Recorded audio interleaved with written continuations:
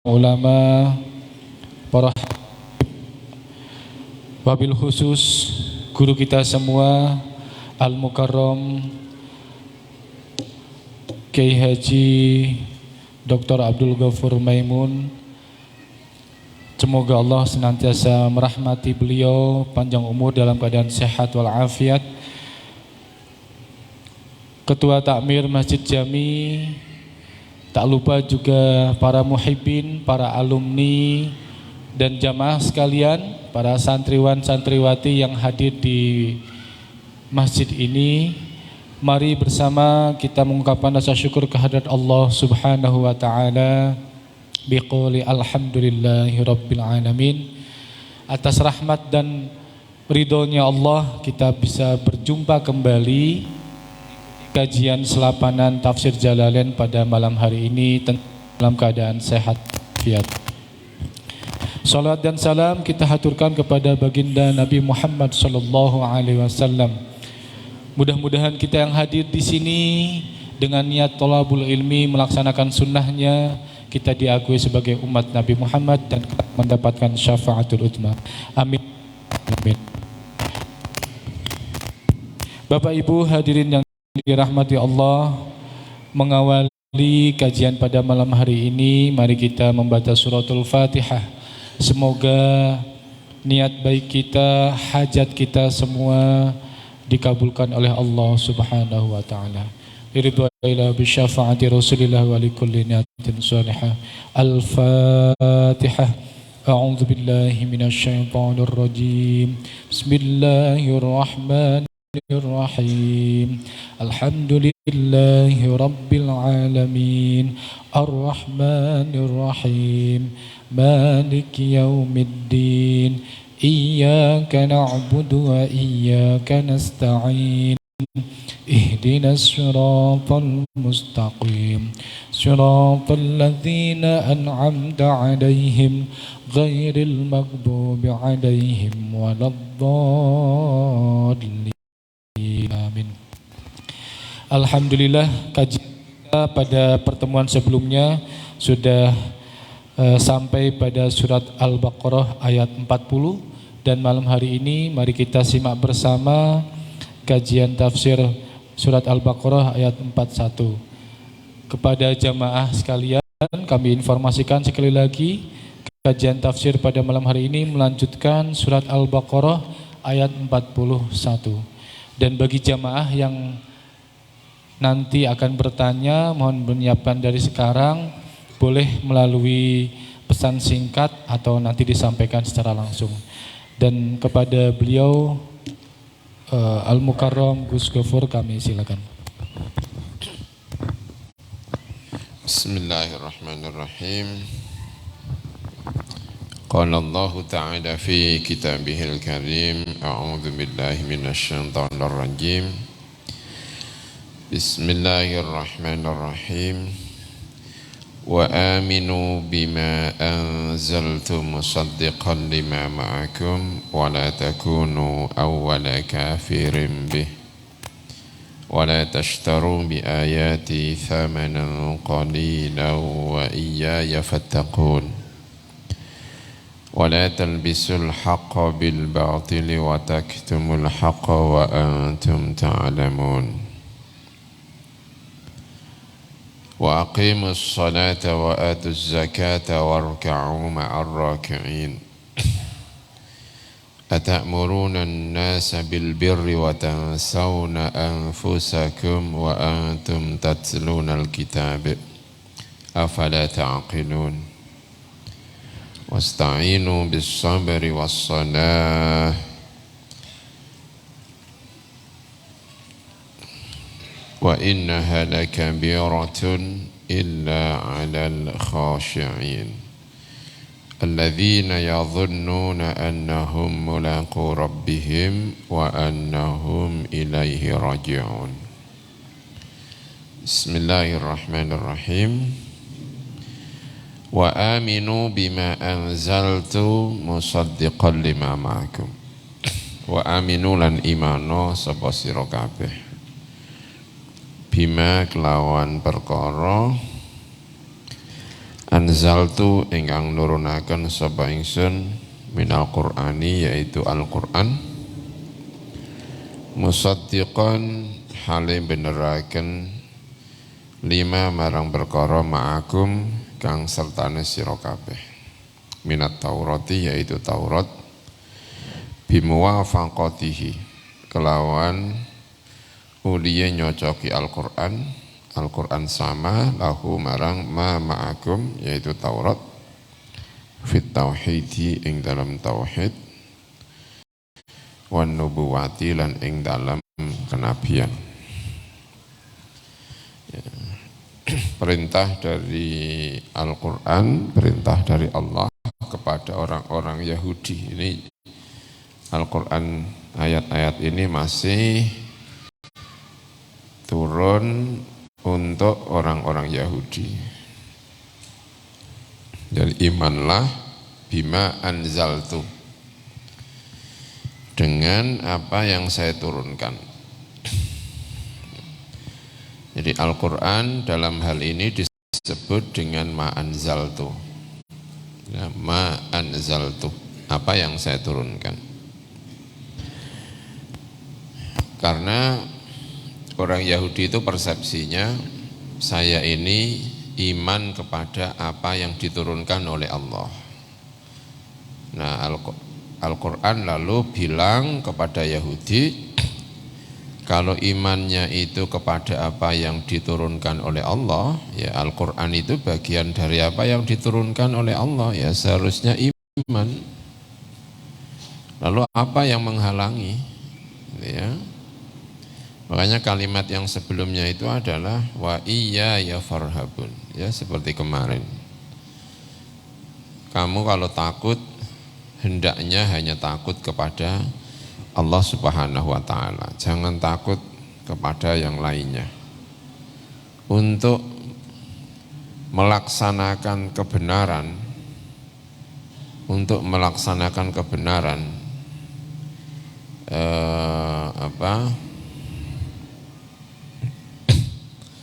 perhatian satu-satunya atau pokoknya perhatian satu-satunya ya Allah itu aja sudah. Tinjauannya itu hanya Allah. Jangan menggunakan tinjauan yang lain. Pokoknya kalau mau mengikuti kebenaran ya tinjauannya Allah. Nah, kalau tinjauannya Allah dan Yahudi itu benar-benar iman kepada apa yang diturunkan oleh Allah, ya berarti seharusnya iman kepada apa yang diperintahkan oleh apa yang diturunkan oleh Allah. Al-Quran itu diturunkan oleh Allah Subhanahu wa taala. Ya tentu ini meski perintah kepada orang Yahudi, tapi kita tetap bisa menggunakan ayat-ayat ini ya. Karena kita ini kan sering tidak menerima kebenaran hanya karena misalnya yang menyampaikan itu orang lain yang bukan kawan, bukan kelompok, bukan apa. Itu kan salah satu penyakit di antara kita. Seringkali kadang-kadang kita itu melaksanakan seperti ini. Nah, dulu yang melaksanakan ini Yahudi. Nah, musaddiqan lima ma'akum. Al-Quran itu disebut musaddiqan lima ma'akum, membenarkan apa yang ada di dalam kitab-kitabnya Yahudi. Nah, kalimat ini memang dengan sengaja sebagai pembuktian. Di antara maknanya ini sebagai pembuktian. Karena orang Yahudi itu percaya bahwa yang tahu tentang kandungan kitab-kitabnya Allah itu hanya Yahudi. Orang Arab itu enggak akan tahu karena orang Arab itu ummi. Ummi itu artinya tidak mampu baca, tidak mampu tulis, pengetahuannya itu tidak banyak. Muhammad itu juga tidak mampu membaca, tidak mampu menulis. Jadi tidak ada informasi yang kira-kira sampai kepada Nabi Muhammad. Maka salah satu pembuktian yang disampaikan oleh Al-Quran bahwa ini benar-benar dari Gusti Allah dan itu dibawa oleh Nabi Muhammad adalah kandungannya itu secara dasar itu sama dengan kandungan kitab Taurat. Makanya musaddiqan lima ma'akum. Jadi kalimat musaddiqan lima ma'akum itu, jadi Al-Quran itu kalau bicara tentang kepada orang Arab, kalau Al-Quran itu bicara kepada orang Arab, ingin membuktikan kebenaran Al-Quran itu biasanya pakai menggunakan bahasa sastra. In kuntum fi raibin mimma nazzalna ala abdina fa'tu bi suratin min mithli.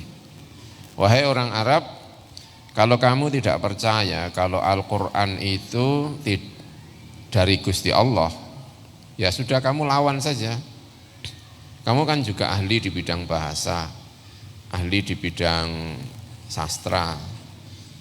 Ya, lawan saja tentang sastranya Al-Quran itu. Itu kalau Al-Quran bicara kepada orang Arab. Tapi kan kalau bicara kepada orang Yahudi, Yahudi kan tidak ahli sastra. Jadi dia kalau diajak bersastra ya maaf ya saya nggak mampu sastra.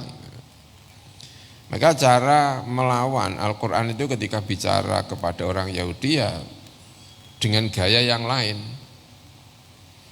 Al-Quran itu dibawa oleh Nabi Muhammad, dan yang mampu membaca dan mampu menulis itu ya Yahudi, sementara Muhammad itu tidak mampu membaca dan tidak menulis. Nah, informasi-informasi yang ada di dalam Al-Quran itu secara dasar itu sama dengan kitab-kitab Taurat, makanya musaddiqan lima ma'akum. Nah terus Muhammad itu informasinya dari mana? Ya berarti sumber dari kitab yang dibawa oleh Yahudi dengan sumber kitab yang dibawa oleh Nabi Muhammad itu berarti satu, yaitu sama-sama dari Gusti Allah. Sementara kalau orang Yahudi itu diperintahkan untuk iman kepada Al-Quran, jawabannya kami hanya iman kepada apa yang diturunkan oleh Allah. Nah Al-Quran itu kalau memang omongannya kayak gitu, Al-Quran itu dari Allah Subhanahu wa ta'ala. Sederhana ya, sederhana. Wala takunu awwala kafirin bi, lan ojo ono sapa sira kabeh iku awwala kafirin, orang pertama, kelompok pertama yang kufur bihi kelawan Al-Quran. Min ahlil kitabi, dari ahlul kitab.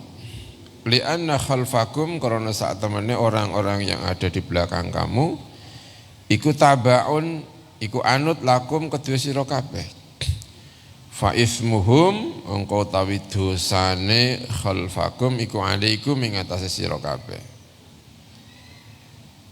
Diingatkan oleh Al-Quran bahwa kamu ini adalah generasi ahlul kitab yang pertama yang berhadapan-hadapan dengan Al-Quran.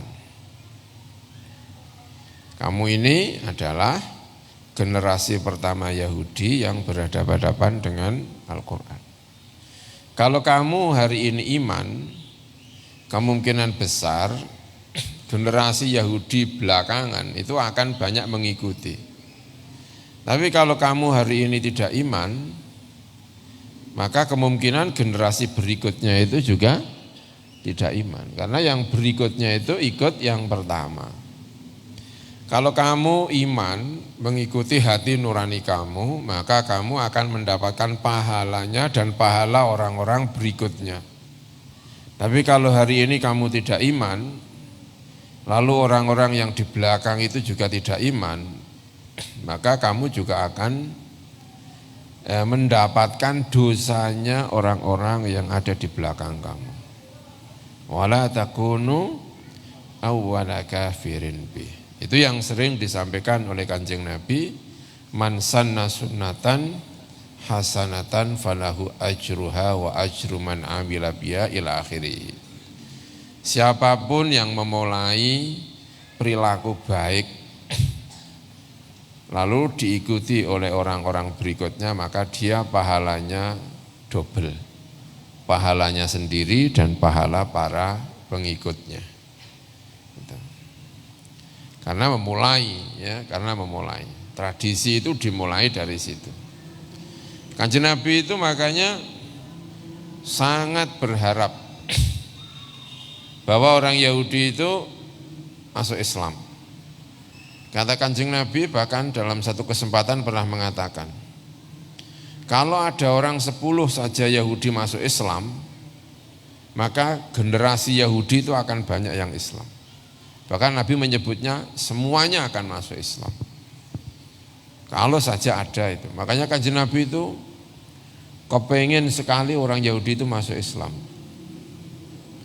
Sampai diingatkan kembali oleh Gusti Allah. Wasbir nafsaka ma'al ladzina yad'una rabbahum bil ghadati wal 'ashiyyi yuriduna wajhah. Diingatkan oleh Gusti Allah Kanjeng Nabi itu. Muhammad, kamu boleh berdakwah kepada Yahudi tetapi jangan terlalu. Tugas utama kamu itu adalah kepada murid-muridmu. Orang-orang yang jadi muridmu itulah yang jadi tugas utama. Jangan terlalu berharap kepada orang lain, tetapi yang sudah ada itu dididik dengan serius. Wasbir nafsaka ma'al ladzina yad'una rabbahum bil ghadati wal 'ashiyyi yuriduna wajhah. Ya sudah, yang di sekeliling kamu yang sehari-harinya ketemu di masjid, sehari-hari ngaji, sehari-hari bersama kamu, ya sudah kamu bersama mereka itu aja lah Muhammad. Jangan terlalu berdakwah ke luar, ke ini, ya itulah yang dipikirkan. Tentu Nabi tidak salah dalam hal ini ya, tetapi oleh Gusti Allah diingatkan kembali agar fokus kepada mereka yang telah ada di masjidnya Kanjeng Nabi Muhammad sallallahu alaihi wasallam. Sebagaimana dulu Nabi juga ketika di Mekah itu berharap bahwa tokoh-tokoh Mekah itu masuk Islam.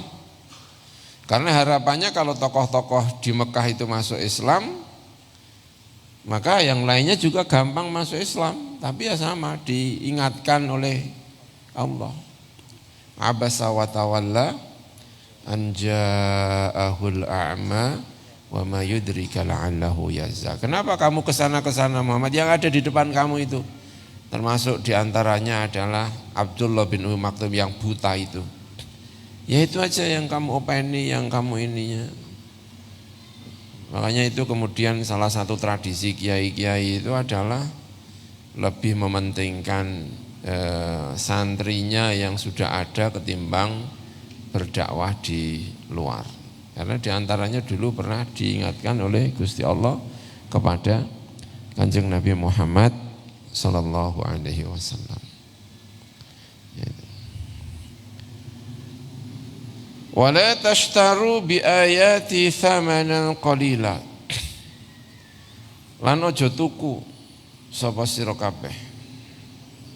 Ay tastabdilu, tegese meminta ganti sapa sira kabeh. Bi ayati, dengan ayat-ayatku, allati kang fi kitabikum, ing dalam kitab sira kabeh, min na'ati Muhammadin, yaitu sifatnya Muhammad. Kamu ngambil ganti, meminta ganti samanan ing nilai, harga qalilan ingkang sithik. Ai iwadon tegese ganti yasiron ingkang sithik minat dunya, dari dunia. Ai la taktumuha, tegese aja nyimpen sapa sira kabeh ing ayati, khaufa fawatima, karena khawatir hilangnya sesuatu, tak khuduna ingkang ngalap sira kabeh ing min safalatikum, dari masyarakat-masyarakat bawahan kamu sekalian. Ini yang dikhitabi adalah para pimpinan-pimpinannya. Pimpinan itu berat, ya, pimpinan itu berat. Kenapa ya? Karena sudah menikmati nilai-nilai duniawi yang ia hasilkan karena memimpin masyarakatnya itu. Makanya diingatkan oleh Gusti Allah, orang-orang Yahudi ini diingatkan, kamu jangan sampai menyimpan tanda-tandanya Allah, yaitu sifat-sifatnya Nabi Muhammad, bahwa akan hadir seorang Nabi, bahwa Nabi itu sifatnya A, B, C, D dan seterusnya. Kamu jangan menyimpan ini hanya karena mengharapkan thamanan qalilah. Jadi Al-Quran itu menyebut apapun besarnya dunia materi itu, kalau harus meninggalkan kebenaran itu dianggap thamanan qalilah. Tentu yang didapatkan oleh para pimpinan-pimpinan Yahudi saat itu banyak materi-materi yang ia dapatkan dari masyarakatnya. Tetapi Al-Quran tetap menyebutnya thamanan qalila. Karena apapun yang didapatkan oleh manusia, jika harus meninggalkan kebenaran, maka itu nilainya adalah kecil. Dan salah satu ironisnya itu, salah satu alasan kenapa pimpinan-pimpinan Yahudi itu tidak percaya, tidak mau mengimani kepada Nabi Muhammad, tidak mau membeberkan tentang cerita-cerita tentang kenabian, itu karena diantaranya alasan besarnya adalah jika dia iman maka akan kehilangan pengaruh di depan masyarakatnya. Ayat ini itu diperuntukkan untuk Yahudi. Tetapi apapun nasihat yang diberikan kepada siapapun itu orang Islam tetap berhak untuk membacanya. Karena itu banyak para sahabat Nabi itu ketika membaca ayat ini itu tidak mau mendapatkan bayaran, itu tidak mau. Ya, tidak mau mendapatkan bayaran, itu tidak mau. Itu para sahabat ketika membaca ini, termasuk Ubadah bin As-Samit. Ubadah bin As-Samit itu karena membaca ayat ini itu beliau karena dianggap sebagai ulama pintar baca dan tulis, kata beliau, alamtu nasan min ahli suffah. Saya ini gurunya ahli suffah. Beberapa orang dari ahli suffah. Ahli suffah itu santrinya Kanjeng Nabi. Santri yang mondok di masjidnya Kanjeng Nabi, namanya ahli suffah. Saya mengajari mereka beberapa. Lalu di antara mereka itu ada yang memberi saya itu namanya apa itu? Gendewo, apa itu? Apa ya? Apa sih? Yang untuk memanah itu apa namanya? Yang ininya panah itu apa namanya? Apanya itu? Bukan panahnya, tetapi ininya. Busurnya ya. Busur itu yang mana?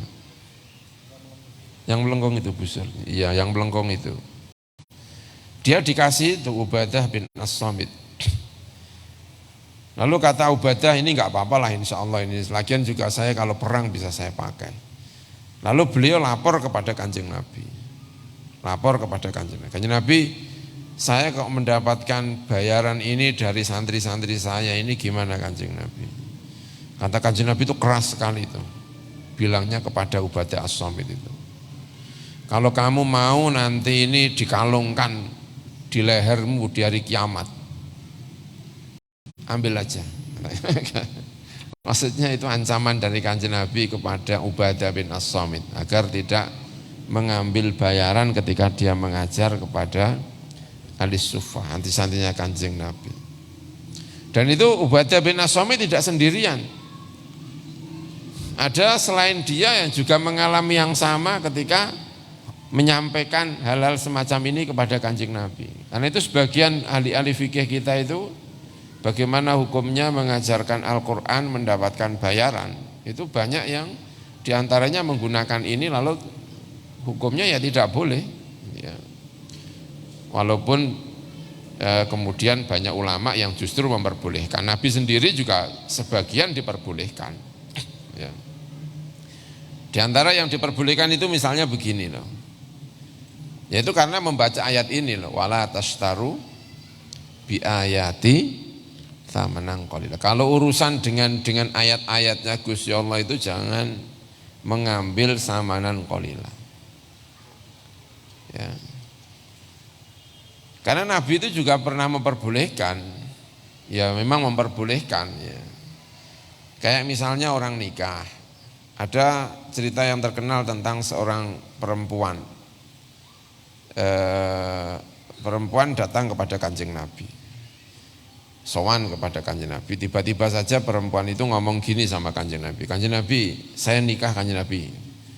Dia kepingin dinikah kepada Kanjeng Nabi. Jadi di depan Kanjeng Nabi itu langsung bilang, mohon Kanjeng Nabi, saya dinikah jenengan. Jadi ada perempuan itu yang datang kepada Kanjeng Nabi minta dinikah Kanjeng Nabi. Ya ada ya.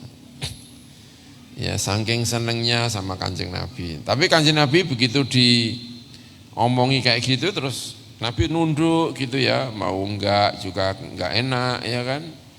Mau iya ya gimana gitu. Nunduk aja. Akhirnya perempuan itu tahu kalau Nabi tidak berkeinginan untuk menikah dengan dia.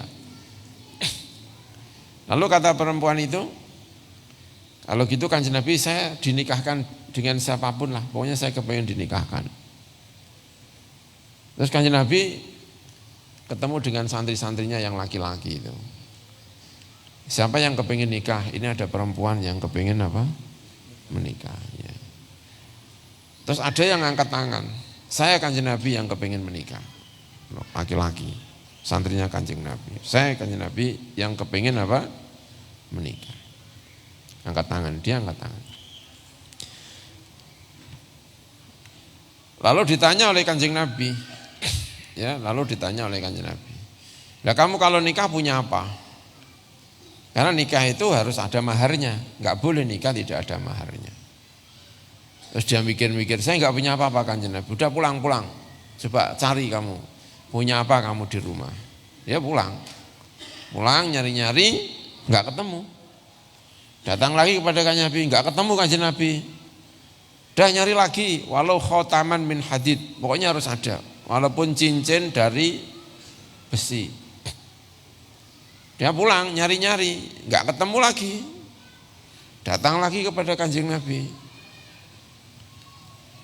Dan tidak dapat apa-apa.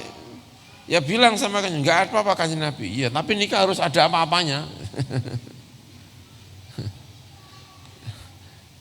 Pada saat terus dia pulang lagi dengan sedih dia.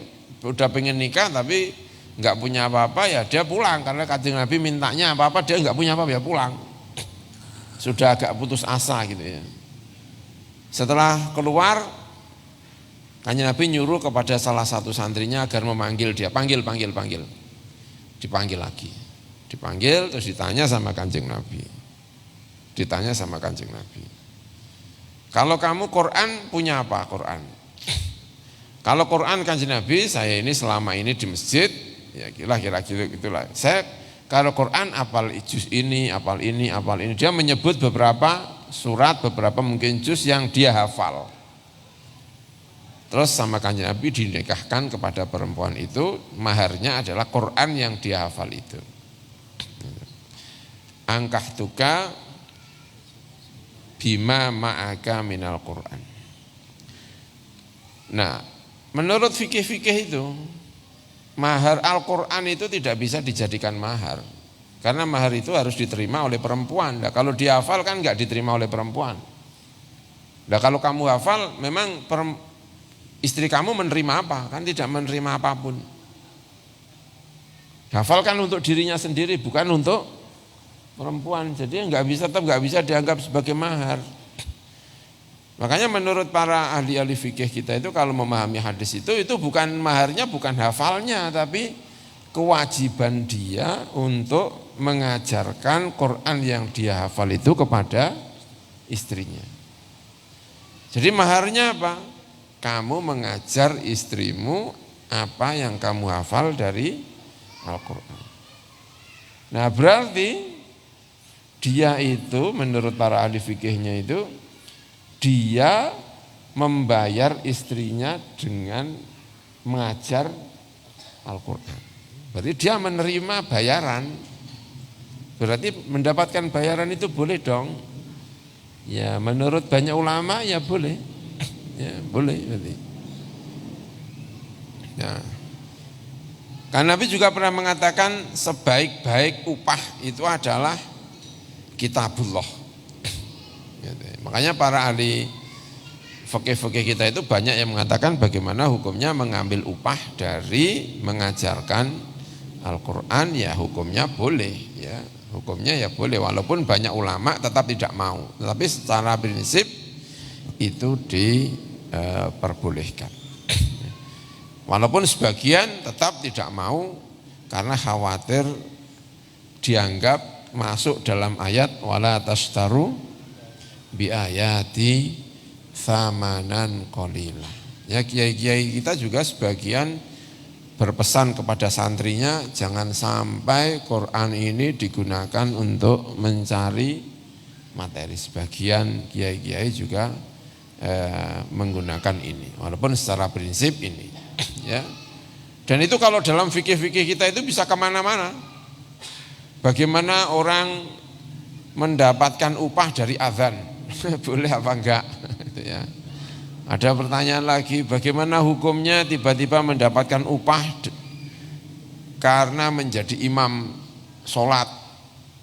Itu termasuk wala tastaru biayati apa tidak? Ya fikih-fikih kita menjawab ya, itu ya tidak masalah ya. Yang tidak boleh itu adalah sholatnya.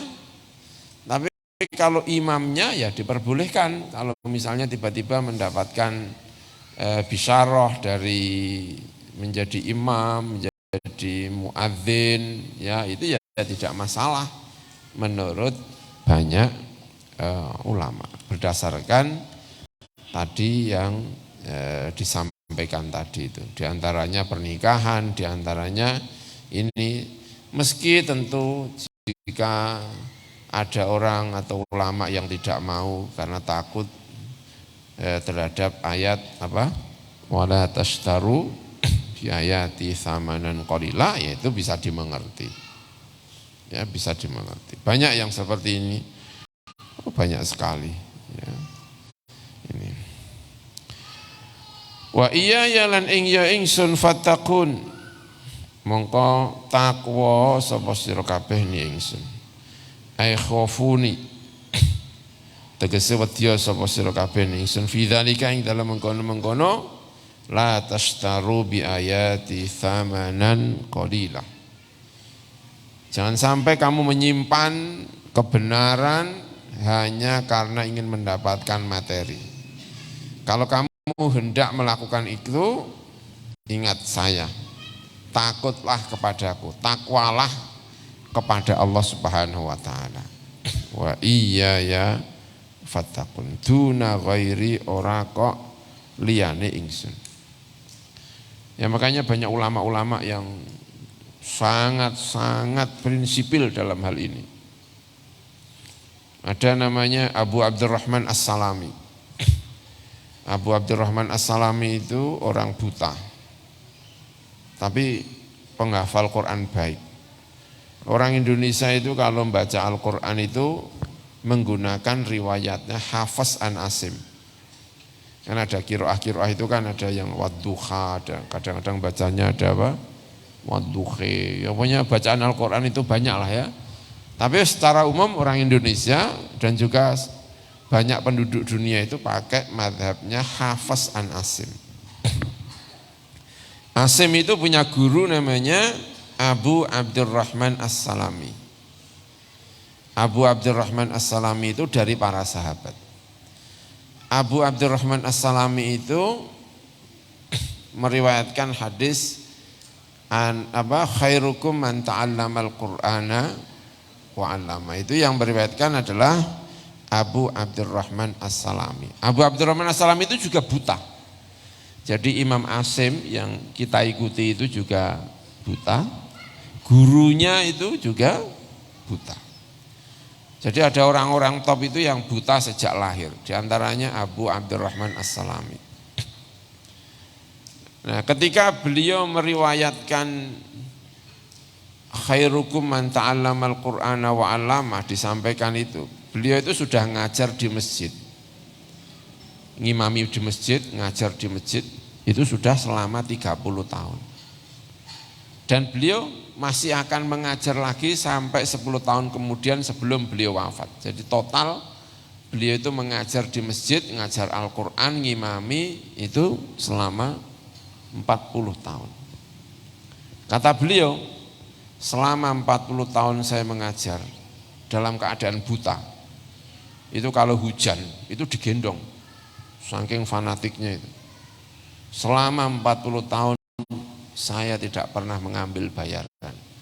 Sama sekali enggak mau. Ya diantaranya ya karena takut, ingin ikhlas, khawatir masuk dalam kategori wala tashtaru bi ayati tsamanan qalila. Jadi ada ulama-ulama yang memang dalam hal ini itu sangat-sangat berpegang teguh. Seperti tadi itu Ubadah bin As-Samit ya.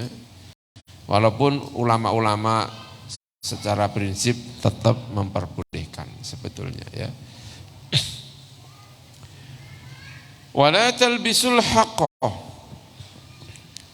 lan aja nyampur sapa sira kabeh.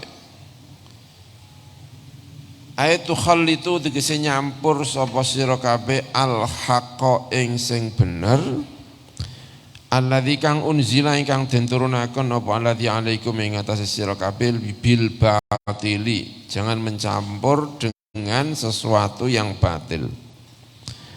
Alladzi kang taftarunahu ingkang gawe-gawe sapa sira kabeh hu ing alladzi. Jangan mencampur kebenaran dengan yang batil. Labasa itu tidak hanya mencampur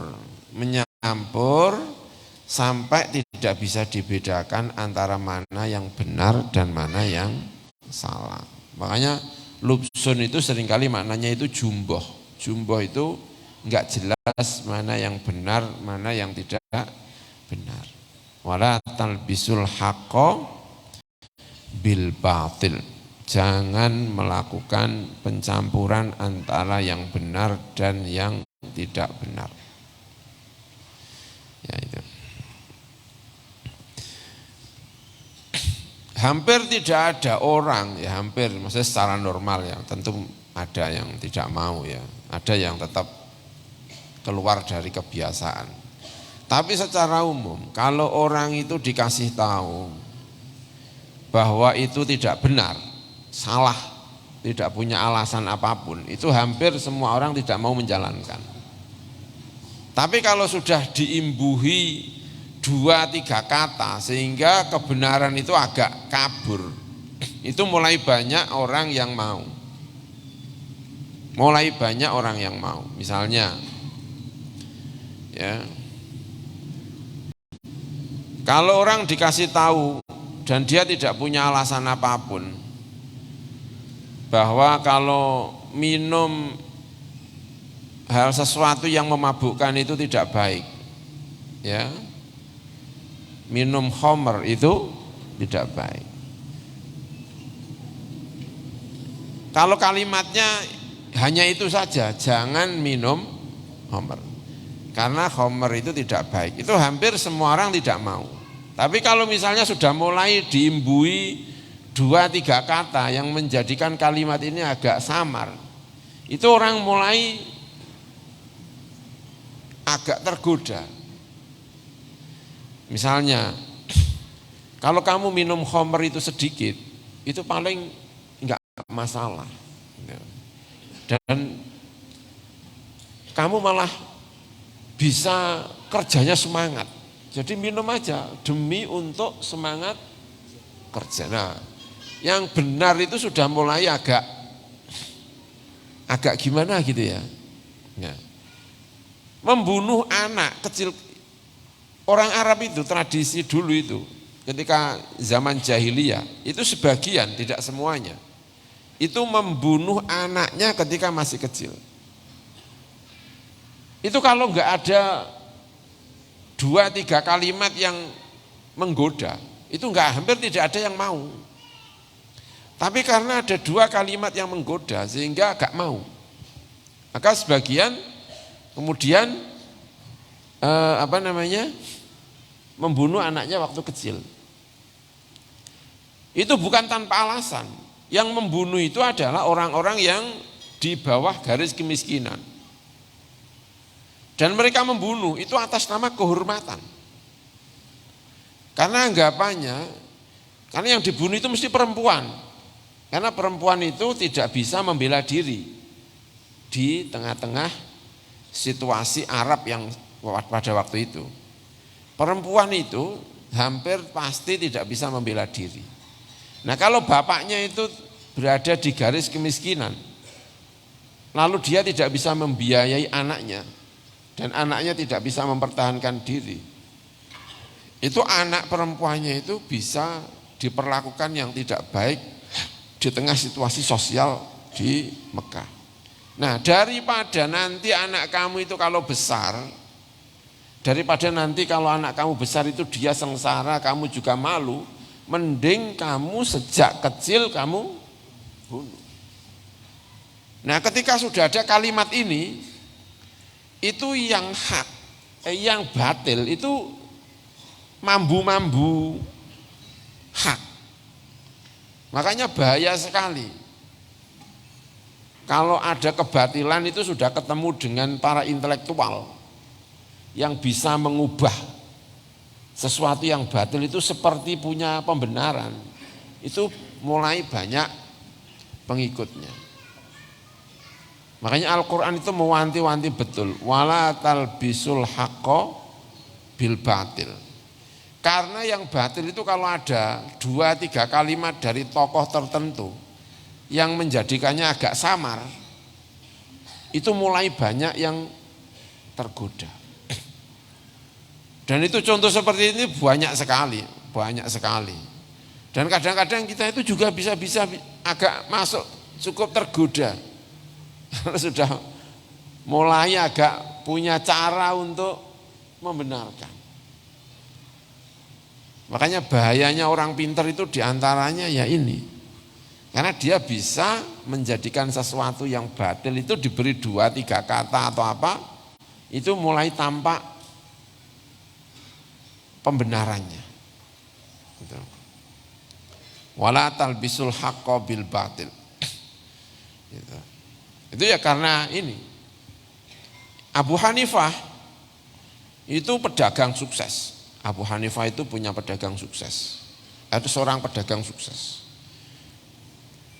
Lalu mengubah dirinya tidak hanya berurusan dengan dagang, tetapi berurusan dengan ilmu. Dan kebetulan beliau itu cerdas dan serius ketika belajar sehingga menjadi imam besar, Abu Hanifah. Tapi tetap sebagai pedagang sukses iya. Tapi beliau juga sebagai orang yang ahli, top, imam besar. Para pengikut-pengikutnya menyebutnya Al-Imamul A'zam, saking pintarnya. Nah punya santri itu namanya Abu Yusuf. Abu Yusuf itu anak santri kecil gini. Anak usia entah berapa itu masih kecil, masih mungkin kelas 2 SD, pokoknya masih kecil lah. Dia itu anaknya orang melarat.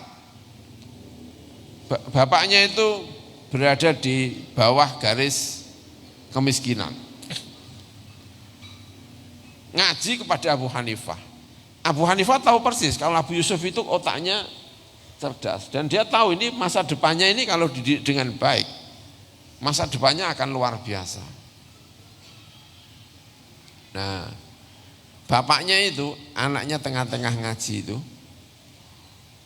ditarik, dibawa pulang dan tidak pernah kembali kepada Abu Hanifah. Kata bapaknya itu sama Abu Yusuf itu, anaknya itu, kamu itu anaknya orang gak punya, jangan niru-niru Abu Hanifah. Dia itu orang kaya, makanannya enak, sehingga tidak perlu lagi berpikir tentang kerja. Kamu itu anaknya orang yang fakir, anak saya, tugas kamu itu jangan belajar, tugas kamu itu adalah apa? Kerja. Sehingga anaknya ya lebih condong mengikuti bapaknya ketimbang Abu Hanifah. Karena ada kalimat-kalimat yang ini. Ya. Tapi alhamdulillah dia terselamatkan karena kemudian dicari oleh Abu Hanifah. Kenapa enggak datang-datang? Ya, dia enggak datang-datang. Kenapa? Padahal Ibu Amun itu udah kadung seneng sama Abu Yusuf itu. Makanya dicari. Bahkan didatangi rumahnya. Kenapa? Nah, ketahuanlah cerita itu. Lalu ditarik lagi kembali Abu Hanifah, semuanya dibeasiswani oleh Abu Hanifah. Kata Abu Yusuf, uang saya sebelum habis itu selalu sudah diberi oleh Abu Hanifah. Itu luar biasanya Abu Hanifah. Sampai Abu Yusuf menjadi murid terbaiknya Abu Hanifah. Itu yang membiayai adalah Abu Hanifah. Dan dia hampir saja dia itu tidak jadi meneruskan sekolahnya itu karena ada kalimat yang itu tadi. Kalimat apa itu namanya itu? Yang enggak benar tapi karena ada 2-3 kata yang kebenaran itu menjadi agak kabur. Makanya wala talbisul haqqo bil batil. Wala talbisul haqqo bil batil. Dan kita setiap saat bisa mendengarkan ini, melihat ini, berita-berita, ada kasus-kasus apa, hal-hal yang kelihatannya sudah enggak benar, itu di tangan tokoh-tokoh tertentu itu bisa menjadi agak gimana gitu. Pengikutnya mulai ini. Ya, wala talbisul haqqo bil batil.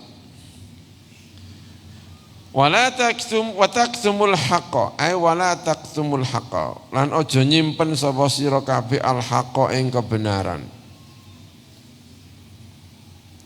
Na'ta Muhammadin dalam hari ini kebenaran itu adalah sifatnya Nabi Muhammad sallallahu alaihi wasallam.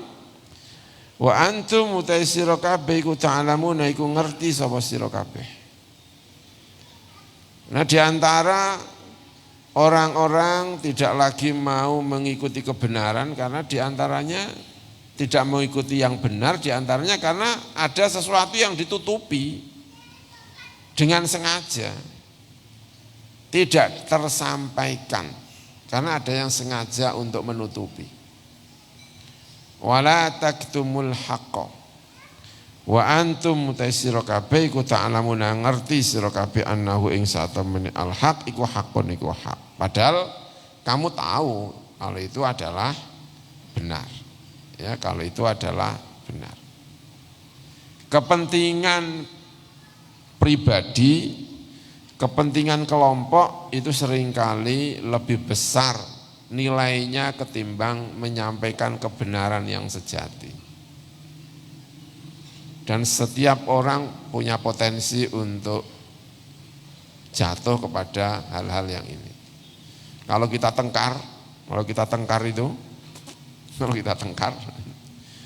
kita itu seringkali tahu bahwa lawan kita itu sebetulnya agak benar-benar gimana gitu ya.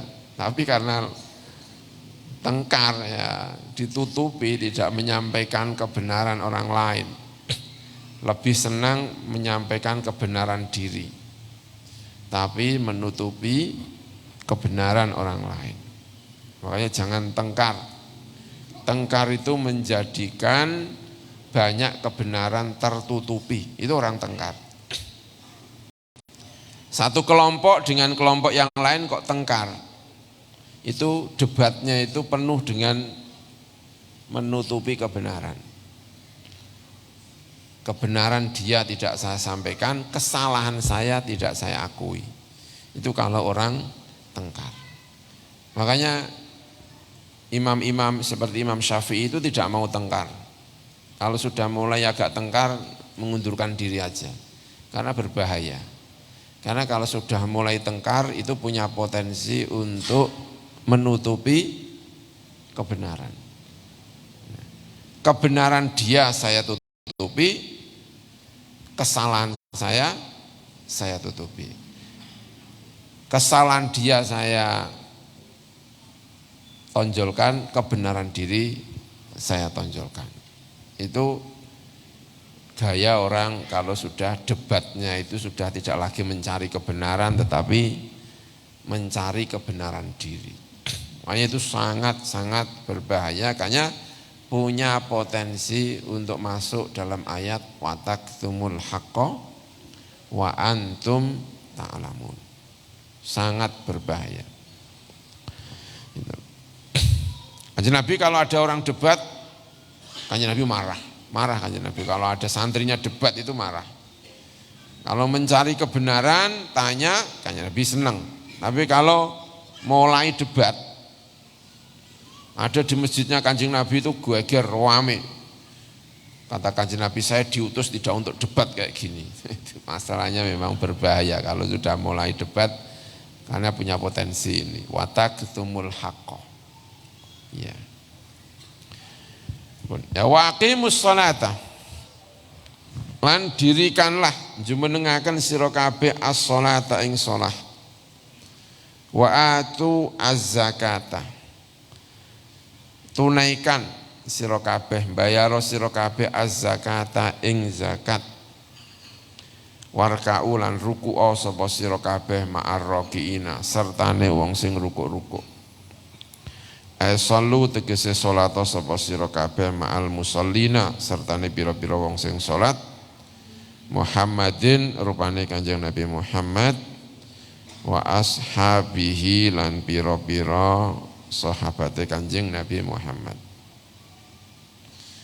Jadi Al-Quran ini cerita tentang hujah, ya ada hujahnya, kebenaran Nabi Muhammad, ya, tentang kebenaran Al-Quran. Lalu ada perintah untuk iman. Kalau hujahnya sudah ada, maka segera iman kepada Kanjeng Nabi, kepada Al-Quran. Lalu Al-Quran menyampaikan beberapa kendala-kendala orang tidak mau menyampaikan kebenaran. Ya, kendala-kendala. Kenapa sih orang tidak mau menyampaikan kebenaran itu? Ya, di antara kendala-kendalanya adalah tadi itu, karena takut. Takutnya bukan kepada Gusti Allah, tapi takutnya kepada kelompoknya, kepada pemimpinnya. Kalau saya ikut akan dikucilkan. Lalu di antara kendalanya lagi itu ya, mementingkan urusan duniawi ketimbang urusan akhirat. Ada cerita tentang Sayyidina Ali. Sayyidina Ali itu saya pikir kecil tapi mendapatkan pendidikan yang sangat-sangat baik. Sayyidina Ali itu ikut bersama keluarga Kanjeng Nabi itu ketika umurnya baru 5 tahun. Karena ketika umurnya 5 tahun itu ayahnya Abu Thalib itu jatuh miskin, bangkrut, agak bangkrut secara ekonomi. Sementara saat itu Nabi Muhammad ya sebelum jadi Nabi itu ekonominya naik. Karena dulu pernah dididik, pernah diramut oleh Abu Thalib, sekarang gantian. Maka Nabi Muhammad matur sama Abu Thalib, Ali ikut saya. Maka sejak saat itu Sayyidina Ali itu ikut sama Kanjeng Nabi. Usianya waktu itu 5 tahun. Nah, 5 tahun bersama Kanjeng Nabi, Nabi Muhammad diangkat jadi Nabi. Berarti ketika diangkat jadi Nabi, Sayyidina Ali itu umurnya berapa? 10 tahun. Ya. Nah, ketika Kanjeng Nabi itu diangkat jadi Nabi, yang diajak masuk Islam kan keluarganya. Alhamdulillah keluarganya masuk Islam semuanya. Perempuan-perempuan. Ruqayyah, Umi Kulsum, Zainab, ya itu semuanya masuk Islam. Walaupun suaminya saat itu tidak ada yang mau masuk Islam, tapi putri-putrinya Kanjeng Nabi masuk Islam. Nah, termasuk keluarganya itu Ali. Karena Ali itu hidup satu rumah dengan Kanjeng Nabi. Nah, Ali itu di antara dua hal, kalau ikut Muhammad masuk Islam, hidup bersama, tapi bapaknya Abu Thalib tidak masuk Islam. Maka Ali itu bingung, ikut Muhammad atau ikut bapaknya Abu Thalib. Nah yang luar biasa itu yang saya baca itu, Ali itu lalu datang ke Mekah, datang ke Ka'bah, merenung. Yang saya bingung itu umurnya baru 10 tahun ya, kok umur 10 tahun itu kan ya usia umur anak berapa ya? Kelas 4 ya. Itu menurut sejarah-sejarah yang saya baca itu, kalimat yang keluar dari Sayyidina Ali itu luar biasa itu. Yang saya baca itu, saya ini lahir katanya, Allah menciptakan saya itu tidak minta izin kepada bapak saya Abu Thalib. Ya pokoknya bapaknya itu kumpul dengan ibunya, lalu Allah berkehendak ingin menciptakan saya, ya jadilah saya. Tidak pernah Gusti Allah itu mau menciptakan Ali itu konsultasi sama bapaknya. Abu Thalib, gimana ini saya berikan anak kamu ya, itu enggak pernah konsultasi. Nah kenapa saya mau Islam kepada orang yang menciptakan saya, kok mau iman kepada yang menciptakan saya kok pakai konsultasi kepada bapak saya? Kalau ini memang benar, maka enggak perlu ada pertimbangan lain selain pertimbangan kebenaran itu sendiri. Hubungannya antara kebenaran itu hubungannya dia dengan Gusti Allah saja. Maka sejak saat itu terus Ali terus masuk Islam. Setelah berpikir bahwa kebenaran itu tidak perlu pertimbangan yang macam-macam. Pertimbangan kalau sudah benar itu pertimbangannya sudahlah, itu Gusti Allah, yang lainnya itu pertimbangan berikutnya. Pokoknya kalau ini kebenaran ya sudah. Nah Al-Quran itu menyampaikan beberapa kendala. Ada kalimat farhabun, ada wala tashtaru, dan seterusnya. Hal-hal yang, jadi ada perintah untuk iman kepada Al-Quran, iman kepada Nabi Muhammad. Lalu apa yang menjadi kendala? Kendalanya apa ya? Disampaikan oleh Al-Quran. Beberapa hal yang menjadi kendala. Nah setelah itu harapannya benar-benar iman. Kalau sudah segala sesuatunya disampaikan, kebenarannya sudah kelihatan, kendalanya sudah enggak ada apa, ya harapannya itu ya masuk Islam, ya menerima kebenaran. Nah setelah Islam, maka Islam itu perlu yang namanya syiar. Syiar itu apa ya? Syiar itu ya, Islam itu ya kelihatan lah. Islam itu tidak bisa hanya disembunyikan, yang penting hati saya Islam. Ya enggak bisa, ya harus ada syiarnya. Nah syiarnya itu apa? Ya ini yang disampaikan oleh Al-Quran. Wa aqimu as-salata wa atuz zakata warka'u ma'ar raki'in. Maka sekarang kalau memang sudah benar-benar mengaku iman, maka itu butuh syiar, butuh apa ya?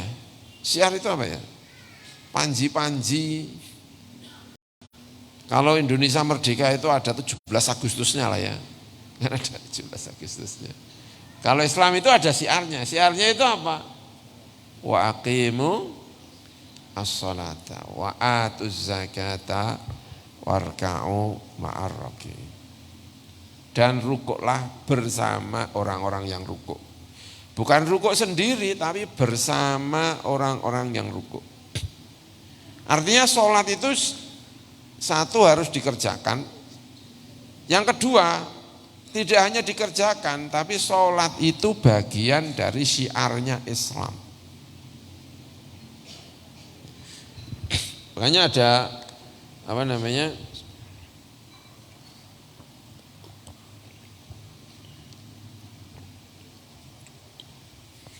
Ada pertanyaan di dalam buku-buku fikih kita itu.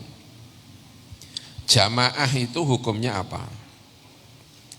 Jamaah itu hukumnya apa? Menurut banyak ulama, jamaah itu hukumnya sunat, sunnah. Menurut banyak ulama jamaah itu adalah sunnah dengan berbagai dalilnya lah. Yang kedua, ada yang mengatakan jamaah itu hukumnya wajib. Wajib. Enggak boleh melaksanakan sholat sendiri. Sholat itu harus dilakukan secara berjamaah.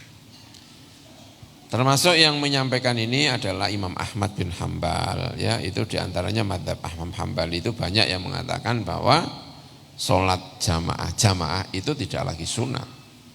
Jamaah itu hukumnya adalah wajib. Nah, ya kalau di Saudi itu biasanya fatwa yang dikeluarkan banyak menggunakan ini wajib. Karena itu biasanya masjid-masjid di Saudi itu ini, ya. Bahkan kalau kita di Mekah itu, kalau begitu azan itu toko-toko itu tutup, ya kan?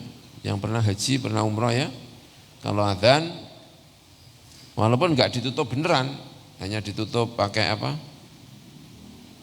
Ya, orangnya pada apa? Ya ke jamaah.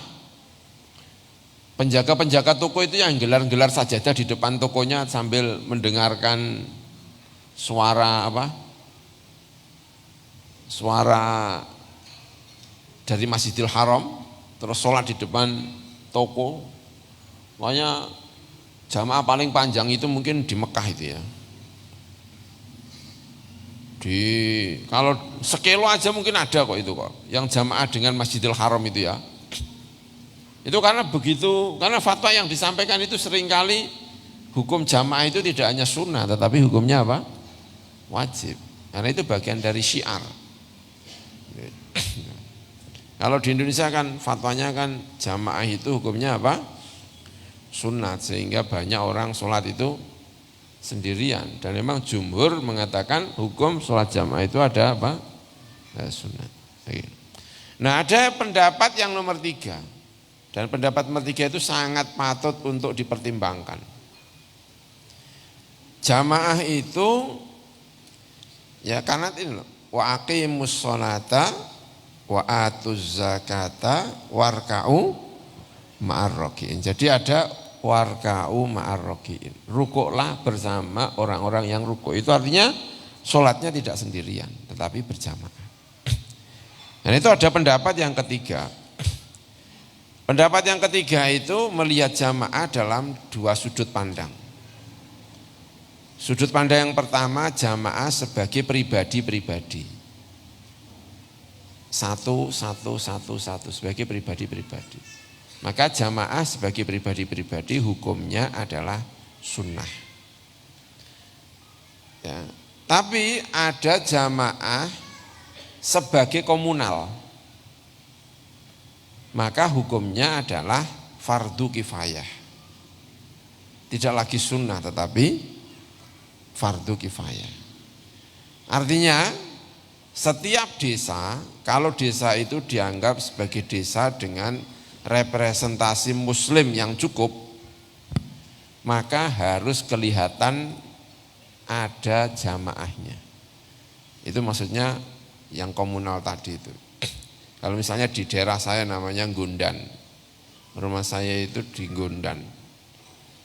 Gundan itu enggak ada orang lain selain muslim. Saya tidak tahu ya kalau enggak ada yang non muslim ya. Tapi setahu saya di daerah saya di Gundan itu semuanya muslim. Kelihatannya enggak tahu kalau ada penduduk asing yang tiba-tiba datang dan sembunyi-sembunyi ya, tidak Islam ya. Tapi setahu saya ini. Maka bagaimana hukumnya di Gondan, di daerah saya itu jamaah itu? Kalau individu per individu, itu hukumnya apa? Sunnah. Tapi kalau di Gondan, itu enggak ada orang berjamaah di langgar, enggak ada orang jamaah di masjid, dengan level yang cukup representatif, maka semuanya ikut dosa. Itu pendapat yang ketiga, dan saya sampaikan tadi itu, pendapat yang ketiga itu patut untuk dipertimbangkan. Karena jamaah itu tidak soal individu per individu sholat, tapi jamaah itu bagian dari syiar satu desa itu punya representasi orang muslim. Nah, jadi pendapat yang pertama, jamaah itu hukumnya apa? sunnah. Jadi kalau nggak ada jamaah ya nggak masalah, yang sunnah, nggak dosa, walaupun itu tidak baik. Yang kedua mengatakan jamaah itu hukumnya per individu, hukumnya apa? Wajib. Kalau ini berat sekali, ya. Berat sekali. Nah yang ketiga itu saya kira patut untuk dipertimbangkan, yaitu melihat jamaah itu sebagai dua sudut pandang. Sudut individu per individu, hukumnya apa? Sunnah. Tapi sebagai komunal, sebagai masyarakat, di sana daerahnya daerah muslim yang cukup, lalu tiba-tiba di sana tidak ada representasi jamaahnya, maka semuanya dianggap berdosa. Tapi kalau sudah ada representasinya, lalu yang lain itu sholat sendiri-sendiri, maka itu sudah cukup menggugurkan dosanya satu daerah itu. Dan itu yang disebut dengan fardu apa? Kifayah. Jadi pendapat ketiga ini saya sampaikan kembali, saya kira itu patut sekali untuk dipertimbangkan. Kenapa? Ya Nabi itu kalau datang ke satu daerah, begitu juga sahabat-sahabatnya itu kalau datang ke dalam satu daerah, pertama kali yang dibangun itu ya masjid. Nabi datang pertama kali ke Madinah itu ke Kuba, maka yang dibangun di Kuba adalah apa? Masjid. Makanya ada namanya Masjid Kuba. Masjid Kuba itu yang mendirikan adalah Kanjeng Nabi. Lalu Kanjeng Nabi bergeser sekitar 5 kilo dari Kuba menuju ke Madinah. Yang pertama kali dibangun oleh Kanjeng Nabi di Madinah itu juga apa? Masjid. Jadi Kanjeng Nabi itu hijrah ke Madinah itu membangun 2 masjid, Masjid Kuba dan apa? Masjid Nabawi. Begitu juga sahabat-sahabatnya Kanjeng Nabi ketika membuka satu kota. Itu yang pertama kali dibangun apa? Ya masjid. Makanya kalau ada sahabatnya Kanjeng Nabi kok masuk ke satu daerah, pasti ada masjidnya, pasti. Pertama kali membuka kota Mesir, yang dibangun apa? Ya masjid. Makanya tadi saya sampaikan ini perlu dipertimbangkan. Karena perintahnya Al-Quran itu juga tidak sekedar aqimus sholata sebagai syiar, tapi juga ada kalimat warka'u ma'ar raki'in. Ya warka'u ma'ar raki'in. Wa nazala lan temurun fi ulama'ihim ing dalam pira-pira ulama'i ahlul kitab. Wa kanu lan ana sapa mengkono ulama ahlul kitab iku yaquluna ngucap sapa ulama li aqribaihim marang pira-pira kanca-kancane kerabat-kerabate ulama al-muslimina ingkang Islam. Itsbitu tetep sapa sira kabeh ala dini Muhammadin ing atase agamane Kanjeng Nabi Muhammad. Fa innahu mongko sak temene dinu Muhammadin iku hakun iku hak. Apa sing turun ayat ini? Atamuruna nasa bil birri wa tansawna anfusakum wa antum tatlunal kitab afala taqilun. Atamuruna ana perintah sira kabeh annasa ing manungsa bil birri kelawan bir. Bil imani tegese kelawan iman bi Muhammadin kelawan Kanjeng Nabi Muhammad sallallahu alaihi wasallam. Apakah kamu memerintahkan orang lain untuk berbakti, untuk melakukan kebaikan, iman kepada Muhammad? Watan sauna lan lali sapa sira kabeh anfusakum ing awak dhewe sira kabeh sementara kamu lupa diri kamu. Aita turkunaha tegese ninggal sira kabeh anfusakum fala ta'murunaha. Mongko ora perintah sira kabeh ing anfus bihi kelawan albir. Wa antum mutai sira kabeh iku tatsluna membaca sira kabeh alkitab ing kitab. At-Taurat tegese Taurat. Wa fiha lan iku ing dalem At-Taurat al-wa'idu utawi ancaman ala mukhalafatil qauli ing atase bedanya ucapan al-amal ing amal, beda antara ucapan dengan amalnya. Afala taqiluna ana ta mongko ora angen-angen sapa sira kabeh su'a fi'alikum, buruknya pekerjaan kamu. Farjiuna mongko bali sapa sira kabeh. Fa jumlatu an-nisyan mongko utawi jumlah an-nisyan iku mahallul istifhamil ingkari, panggonan istifham ingkari. Titik ingkarnya itu ada kalimat watan sauna anfusakum, bukan pada kalimat atakmurunan nasa. Karena kalau perintah orang itu ya wajib. Yang mengherankan itu bukan perintahnya, tapi kamu perintah kok kamu sendiri tidak pernah memerintahkan dirinya sendiri. Berharap orang lain baik tapi kamu sendiri tidak mau melakukan kebaikan. Jadi titik tekannya itu ada pada kalimat watan sauna anfusakum. Ya, salah satu pemanaannya, orang Madinah itu tahu akan hadirnya seorang nabi dari mana? Dari Yahudi.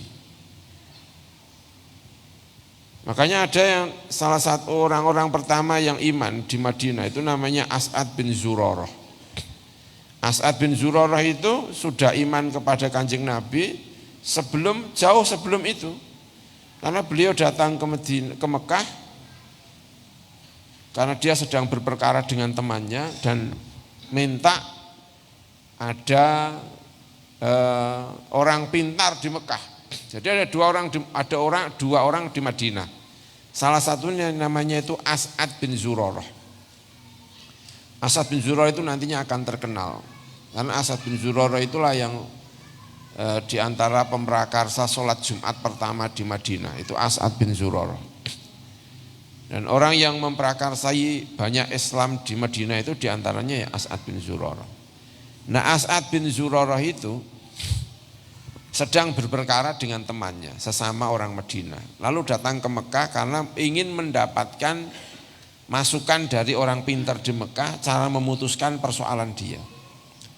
Nah, sesampai di Mekah itu dia dapat kabar kalau ada orang yang ngaku jadi nabi, namanya Muhammad. Nah, As'ad bin Zurarah itu tahu bahwa akan datang seorang nabi. Kenapa? Ya karena dia itu sering dipanas-panasi sama orang Yahudi. Yahudi itu sering manas-manasi kepada orang Madinah bahwa akan datang seorang nabi. Dan nabi itu nanti kalau datang, itu pasti membela kami. Dan kalau sudah membela kami, nanti kamu semuanya akan diberantas oleh nabi ini.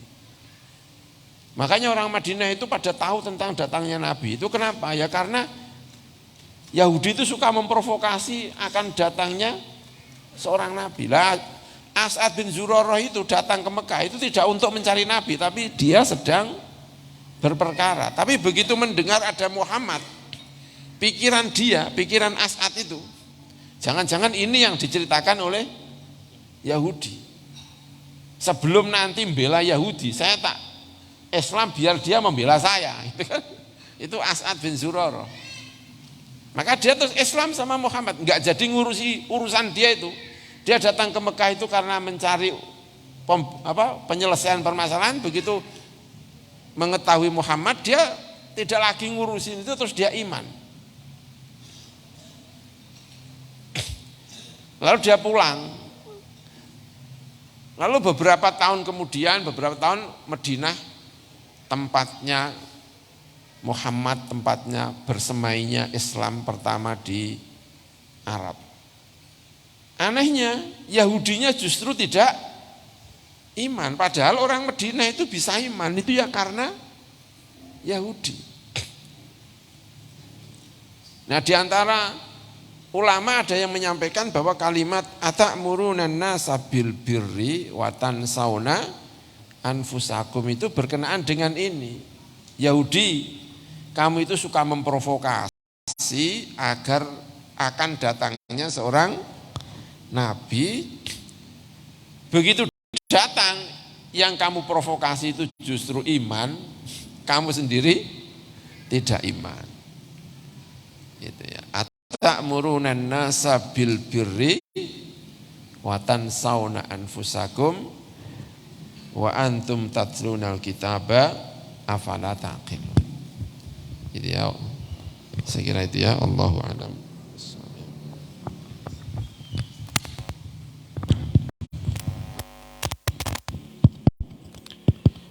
Alhamdulillah sudah kita ikuti bersama ayat surat Al-Baqarah ayat 41 sampai 44. Tadi juga diulas terkait dengan karakternya orang-orang Yahudi, peringatan keras agar tidak mencampur adukan kebenaran dan kebatilan, dan juga dorongan atau himbauan untuk mensyiarkan Islam dalam bentuk mendirikan sholat dan juga menunaikan zakat.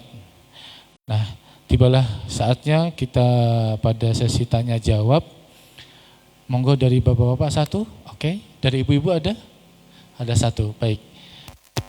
Dari ibu-ibu itu, oke. Mohon agak maju ya Pak.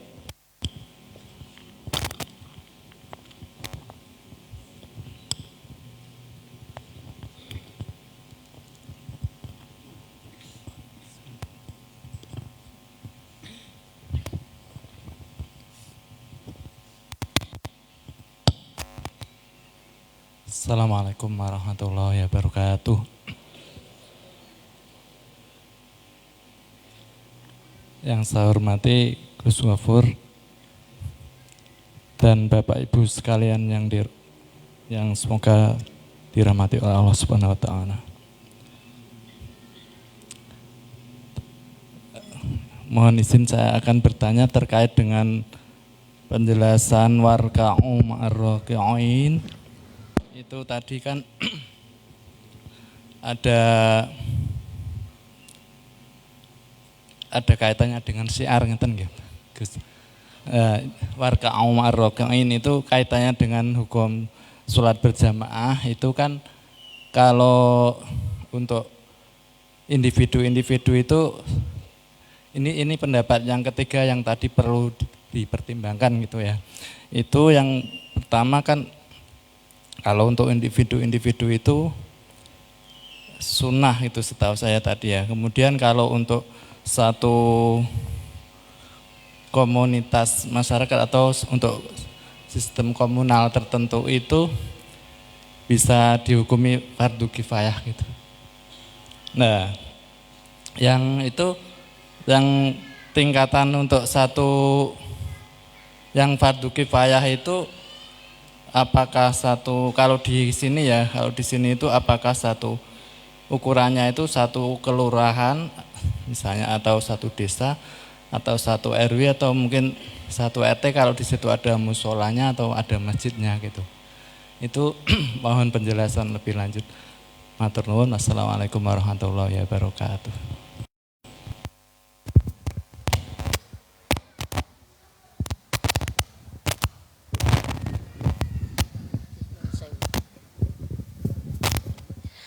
Assalamualaikum warahmatullahi wabarakatuh. Terima kasih atas waktu yang diberikan kepada saya. Masih menyambung tadi tentang sholat jamaah. Kalau tidak salah tadi disampaikan ada 3 opsi begitu, jamaah yang hukumnya sunnah, kemudian jamaah sebagai pribadi-pribadi, dan yang satu lagi jamaah ketika itu pada suatu komunal begitu. Dari 3-tiganya itu yang ingin saya tanyakan Gus Ghafur, itu apakah hanya berlaku pada kaum pria ataukah juga pada kaum perempuan?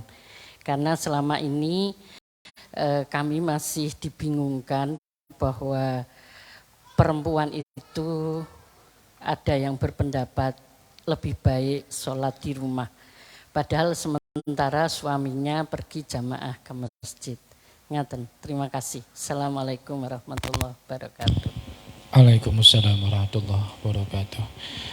Ada titipan pertanyaan melalui pesan singkat Gus. Sholat berjamaah itu lebih utama nyambung dengan jamaah awal atau bikin jamaah baru? Ketika ada sholat